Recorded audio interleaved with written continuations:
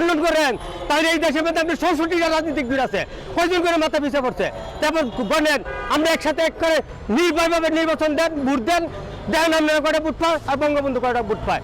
আমরা জননেত্রী শেখ হাসিনার দেশ থেকে তারাই দিচ্ছেন, এক করে কামাই লাইছেন। এই দেশে যোগ্য মূল্যদান তো কমাইতে পারলেন না, কমাইতেন জনগণের কল্যাণে কাজ করতেন, সমাজে কাজ করতেন, গরিবের ভিতরে তাকাইতেন, রিক্সাওয়ালার প্রতি তাকাইতেন, সাধারণ মানুষের প্রতি তাকাইতেন। কি তাকাইছেন আপনারা?